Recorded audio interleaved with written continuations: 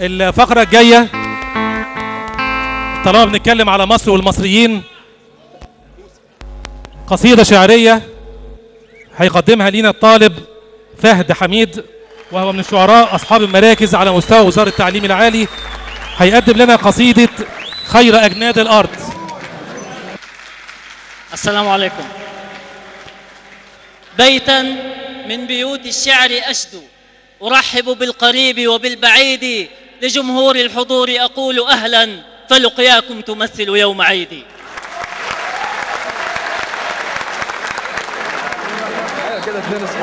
في البداية أحب أرحب بالسادة أولياء الأمور اللي حضروا معنا النهاردة، تحية حارة لهم.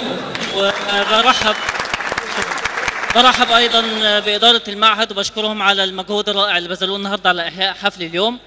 القصيدة اللي قدمها قصيدة خير أجناد الأرض. أطلق يديها كي تسطر مجدها، واكتب لها شعرا يحاكي قدها، واكتب لمصر قصيدة من فضة، وانقش من الذهب المصوغ اسمها.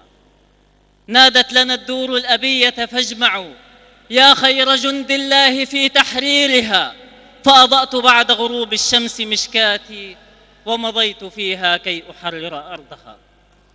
أطلق يديها كي تسطر مجدها، واكتب لها شعرا يحاكي قدها، واكتب لمصر قصيدة من فضة، وانقش من الذهب المصوغ اسمها.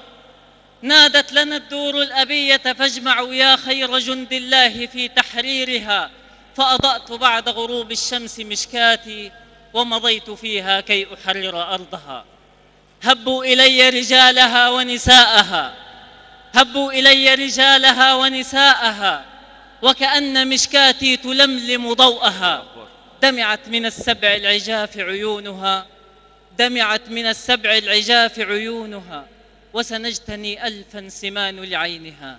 يحلو ببالي أن أعطر ثوبها، يحلو ببالي أن أمشط شعرها. سأفيض من عين البكية دمعة سالت عليها لكي تغسل أرضها. يحيى الشباب لثورة موعودة، فخير جند الله كانوا جندها.